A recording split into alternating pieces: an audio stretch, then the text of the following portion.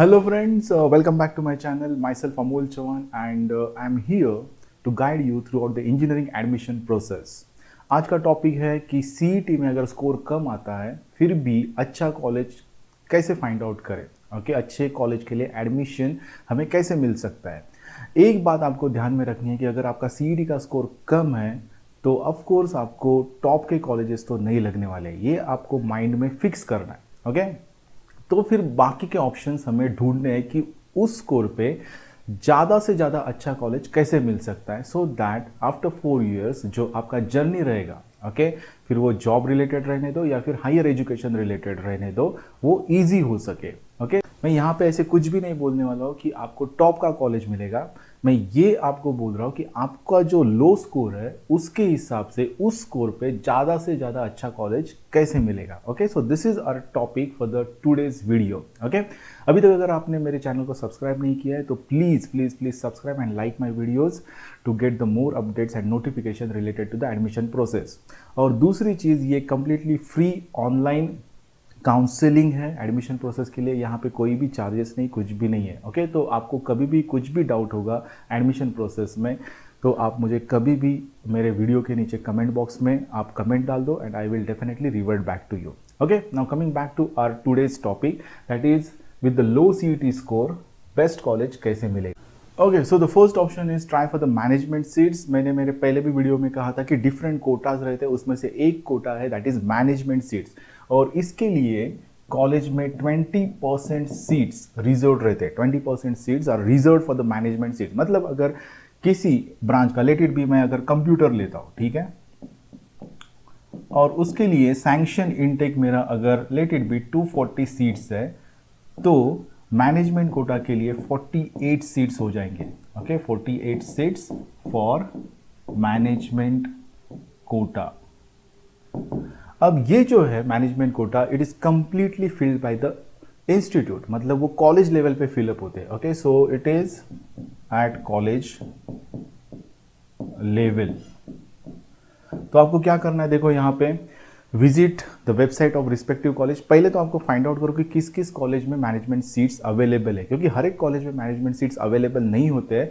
तो आपको क्या करना पड़ेगा, first you go to the brochure जो इंजीनियरिंग एडमिशन के वेबसाइट पे है, ऑथेंटिक ब्रोशर ले लो, ठीक है, और उसमें से फाइंड आउट करो अगर कि कौन कौन से कॉलेजेस में मैनेजमेंट का सीट है। मैं ये लिस्ट भी अपलोड कर दूंगा इस वीडियो के बाद, तो you just go through it, ठीक है। और उस कॉलेजेस को आपको अप्लाई करना है थ्रू देयर वेबसाइट्स। उनके वेबसाइट पे वो लिंक देते हैं, उस लिंक पे जाके अप्लाई करना है for the management. In between अगर आपको पॉसिबल है तो उस कॉलेज को विजिट करो और वहाँ के जो कंसर्न अथॉरिटी रहेगी उससे आप डिस्कस करो, so idea will be more clear to you about their management process, ठीक है। अब यहाँ पे देखो, व्हेन आई से मैनेजमेंट, तो ऑफ कोर्स यहाँ पे फीस कंसेशंस वगैरह कुछ भी नहीं रहता, स्कॉलरशिप वगैरह कुछ भी नहीं रहता है। ओके, तो आपको ज़्यादा फीस पे करनी पड़ती है। ओके, तो इसलिए आपको ये ध्यान में रखना है कि when you are going for the management seat तो आपको फीस कंसेशन कुछ भी नहीं मिलता है एज पर कॉलेज रूल्स, ठीक है। जो कुछ भी फीस रहेगा, ठीक है, वो आपको भरना पड़ेगा। ओके, तो ये पहला और बेस्ट ऑप्शन है। ओके, बट आई फील हमेशा आप मेरिट के थ्रू ही एडमिशन लो using centralize admission process. Okay, क्योंकि क्या होता है उस हिसाब से आपको कॉलेज मिलता है और वहाँ पे आप अच्छे से कॉम्पीट कर सकते हो बाकी स्टूडेंट के साथ।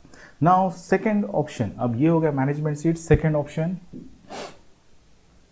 Branch compromise. ओके, इसके ऊपर मैं एक अलग से डिटेल वीडियो बनाने वाला हूँ, ठीक है, तो वो आप बाद में देख लो। बट ब्रांच कॉम्प्रोमाइज क्या रहता है मैं आपको शॉर्ट में बताता हूँ। लेट इट बी मेरे स्कोर के हिसाब से देखो, मुझे कंप्यूटर ब्रांच चाहिए, I need computer branch. Okay, but जो कॉलेज है, ओके, जो मैं कॉलेज टारगेट कर रहा हूँ, ठीक है, मेरे लो स्कोर पे अगर मैं कॉलेजेस टारगेट कर रहा हूँ लाइक पीवीजी है, मॉडर्न है, देन AISSMS है, या फिर मराठवाड़ा मित्र मंडल है, MMCOE, ऐसे कॉलेज टारगेट कर रहा हूँ, बट वहाँ पे रैंकिंग बहुत हाई हो रहा है, ठीक है, फॉर द कंप्यूटर। मतलब इनका अगर लेट इट बी अबाउ 90% जा रहा है, अबाउ 90% मेरिट नंबर, ठीक है, और मुझे मिल गए हैं 82 83%। ओके 82-83%, तो मेरा नंबर तो नहीं लग रहा है, तो मैं क्या कर सकता हूँ? तो देखो उसी सेम कॉलेजेस में अगर समझो मैं मैकेनिकल या फिर सिविल ऐसे ब्रांचेस के मेरिट देखूंगा, और आप देख सकते हो go through the previous years brochure, तो उनका मेरिट बहुत कम है, बहुत कम है। मैकेनिकल, सिविल या फिर आप बोल सकते हो कि मेटालर्जी, प्रिंटिंग, ये सब जो ब्रांचेस हैं उनके मेरिट बहुत कम है। ओके, तो आप उस ब्रांचेस को कंसिडर करो विद द लो मेरिट, ठीक है। और उसका फ़ायदा क्या है कि आपको अच्छा कॉलेज मिलेगा, you will get entry into the best college, ठीक है। Best college means according to your low score, जो बेस्ट कॉलेज है वहाँ पे आपको एंट्री मिल जाएगा। बट अब ये देखो, ब्रांच कॉम्प्रोमाइज़ करना मैं सही नहीं समझता, और वो क्यों नहीं समझता इसका हम डिटेल स्टडी करेंगे मेरे नेक्स्ट वीडियो में, that is branch compromise, is it correct और रॉन्ग, ठीक है। तो ये एक्चुअली गलत है ब्रांच कॉम्प्रोमाइज़ करना, बट यहाँ पे एक हिंट है कि फर्स्ट ईयर में सबका सिलेबस सेम होता है, फर्स्ट ईयर में सबका सिलेबस सेम होता है। तो समझो अगर मैंने इस साल में कंप्यूटर नहीं मिल रहा है मुझे फर्स्ट ईयर में, बट इसलिए मैंने उसी कॉलेज में मैकेनिकल लिया या फिर सिविल लिया, ठीक है। अब क्या हो रहा है, फर्स्ट ईयर में बच्चे ने बहुत मेहनत की, ही स्कोर्ड फर्स्ट रैंक।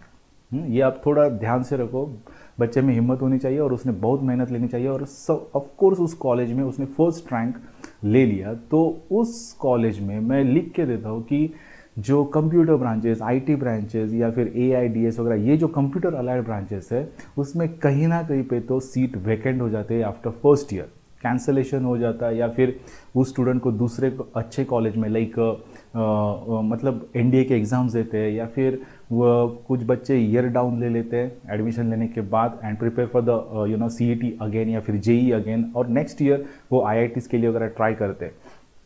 तो नॉर्मली ठीक है, यहाँ पे क्या होता है, सीट वैकेंट हो जाता है फॉर द कंप्यूटर या कंप्यूटर अलाइड ब्रांचेस के लिए। और उस वक्त अगर फर्स्ट ईयर कॉमन होने के कारण आप सेकेंड ईयर में अगर वहाँ पे वैकेंट सीट होती है तो you can apply through the college policies. आपको कॉलेज के पॉलिसीज़ रहेंगे वो फॉलो करने पड़ेंगे, और अगर उन्होंने अलाउ किया, ठीक है, तो आप वहाँ पे ब्रांच चेंज कर सकते हो फॉर द सेकेंड ईयर। ध्यान में रखना है कि फर्स्ट ईयर में अगर आपने ब्रांच कॉम्प्रोमाइज़ किया तो आपको बहुत मेहनत लेनी है if you want to change your branch in the second year, ठीक है। तो ये मेरा सजेशन है ब्रांच कॉम्प्रोमाइज़ के लिए, इसके ऊपर डिटेल वीडियो रहेगा, वो आप ठीक से देखो और समझ लो। Next option is keep patience till spot round. ये बहुत ही इंपॉर्टेंट है स्पॉट राउंड, ठीक है। स्पॉट राउंड मतलब cap 1, cap 2, cap 3, okay. Cap 1, cap 2 and cap 3, यहाँ पे एंड होता है सेंट्रलाइज एडमिशन प्रोसेस, ठीक है। यहाँ पे इसके बाद सेंट्रलाइज एडमिशन प्रोसेस के राउंड नहीं होते, ठीक है। तो इसके बाद क्या होता है कि कॉलेज में वैकेंसीज रहते हैं। इवन आप टॉप कॉलेजेस में भी जाओगे तो आपको कंप्यूटर से लेके हर एक ब्रांच में वैकेंसी रहते हैं, और वो ओपन कहाँ पे होते हैं, तो स्पॉट राउंड्स में। अब स्पॉट राउंड क्या होता है, ये लोकल लेवल पे होता है, उस कॉलेज लेवल पे होता है। तो अब देखो मैं क्या बोल रहा हूँ कि स्पॉट राउंड अगर पूना में चल रहा है, ठीक है, और मेरी और कैन से हायर मेरिट के स्टूडेंट है, बट वो महाराष्ट्र के डिफरेंट कॉर्नर्स में, लाइक कोई लातूर में है, कोई चंद्रपुर में, नागपुर में है, ठीक है। तो क्या होता है कि ये कॉलेज लेवल पे होने के कारण, और वो डेली बेसिस पे या किसी भी डेट पे होता है, मतलब हार्डली दे विल इन्फॉर्म, मतलब क्या होता है कि वो 1-2 दिन में ही नोटिस देते हैं और फटाफट स्पॉट राउंड चालू हो जाते हैं। तो इसलिए उन बच्चों के पास टाइम भी नहीं रहता, और वो आते भी है तो वो 1 या 2 दिन रुक सकते हैं, उसके बाद वो नहीं रुकते हैं। बट स्पॉट राउंड मतलब कट ऑफ डेट तक चलता है, कट ऑफ डेट, और ये बहुत ही इंटरेस्टिंग राउंड रहता है, ठीक है। कट ऑफ डेट मतलब last day of the admission, और वहाँ पे 5 या 6 बजे तक वो चलता है शाम को। तो इवन 5 या 6 बजे भी वैकेंसी क्रिएट हो जाती है लास्ट मोमेंट पे, ठीक है। और उस वक्त भी एडमिशन्स होते हैं, और इसमें कभी कभी लो मेरिट स्टूडेंट्स को भी एडमिशन मिल जाता है, ठीक है। तो पेशेंस रखने till the last minute of the admission process. तो मैं ये आपको सजेस्ट करूँगा कि before going for the management या फिर ब्रांच कॉम्प्रोमाइज़, आप स्पॉट राउंड देखो। अगर आपको स्पॉट राउंड के लिए एलिजिबल होना है तो you must have MHCET scorecard. Now we will proceed for the last option according to my experience, and that is, this is the best way I can say. You have to go for the other options. Other options मतलब different quotas, okay? Different quota, और like NRI Kota है, वैसे ही बहुत सारे कोटा रहते हैं। मैंने already एक होम यूनिवर्सिटी के वीडियो में आपको बताया था सुपर न्यूमररी कोटास क्या रहते हैं वगैरह, इंस्टीट्यूट लेवल कोटास क्या रहते हैं, तो उसमें हम डिटेल में बात करेंगे। बट ये ऑप्शंस भी आप एक्सप्लोर करो, वो बहुत ही ईजी ऑप्शंस है थ्रू NRI। ओके, मैं एक केस बताता हूँ आपको कि थ्रू सेंट्रलाइज एडमिशन प्रोसेस एक स्टूडेंट को ENTC मिला था and he had a really good marks और टॉप के कॉलेज में उसको ENTC मिला था। But after the guidance, okay, after talking with their family members and all, जब मुझे पता चला कि उनके एक रिलेटिव NRI मतलब नॉन रेसिडेंशियल इंडियन है, मतलब उनके सगे भाई, डायरेक्ट रिलेशन है उनका, तो उस वक्त हमने NRI के लिए अप्लाई किया। ओके, NRI के लिए अप्लाई किया और उस कोटा में से उसको टॉप का कॉलेज आज मिल रहा है and he is studying in the top most college. Okay, तो इसलिए ये ऑप्शंस भी है, वो एक्सप्लोर करने चाहिए। अगर आपको इसमें कुछ भी डाउट है तो आप मुझे कभी भी कमेंट कर सकते हो। ओके, ठीक है, तो ये ऑप्शन है। First one is try for the management seat, second one branch compromise, third one is a keep patience till spot round. This is very very very important.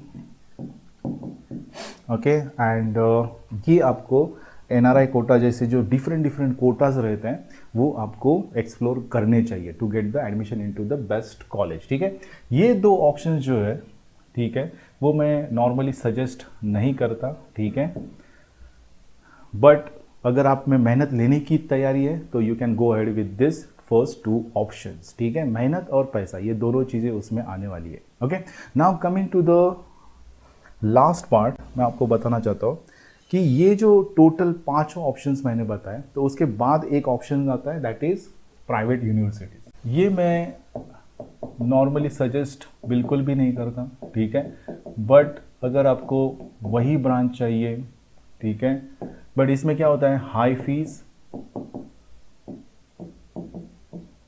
ये आपको ध्यान में रखना है। Huge fees are there in the private universities. ठीक है, then placement issues, of course placement check करो उनका, because I also have no idea about their placement records. ठीक है, तो इसलिए जब भी अगर आप प्राइवेट यूनिवर्सिटीज़ कौन से है, तो MIT वर्ल्ड पीस यूनिवर्सिटी मैं आपको बोल सकता हूँ, विश्वकर्मा यूनिवर्सिटी है, उसके बाद सिम्बाइसिस है। तो ये सारे मतलब देखो बहुत सारे हैं, उसमें से जो नॉर्मली वेल नोन है WPU world peace university, then Vishwakarma university, then Symbiosis, SIT और बहुत सारे। ठीक है, तो आप उनका अलग से प्रोसेस रहता है एडमिशन का और उसके थ्रू आपको एडमिशन मिलेगा। ठीक है, but I have know what you can say information about their placement records. ठीक है, and what is the output actually, मतलब उतना ह्यूज फीस डालने के बाद वो वर्थ है ये मुझे पता नहीं है। तो आप वो थोड़ा एक्सप्लोर करो, अगर आपको कुछ इनपुट्स मिलते हैं तो मुझे बताओ, या फिर आपको उसके रिलेटेड कुछ इन्फॉर्मेशन चाहिए तो आप मुझे पूछो, वो मैं एक्सप्लोर करके आपको बताऊंगा। But I will not suggest this option, इसलिए मैंने वो प्रेजेंटेशन में भी नहीं डाल दिया है। ठीक है, तो मैंने जो पहले 4 ऑप्शंस बताए वो आप पहले देखो। ठीक है, अगर इनमें से अगर नहीं होता है and if you are ready to manage the huge fees, तो फिर you can go ahead with the private universities. So this are the different ways to get into the best college for your low CET score. Okay, तो यहाँ पे आपको ध्यान में रखना है कि ये सारे ऑप्शंस एक्सप्लोर करो, but I will suggest you to go through the cap round and attend the spot round and keep patience till the last minute of the admission. I'm quite sure you will get the admission for your favorite branch. ठीक है, okay, so with this I'll stop here. अगर आपको video अच्छे लगते हैं तो please subscribe and share with your friends. Thank you very much.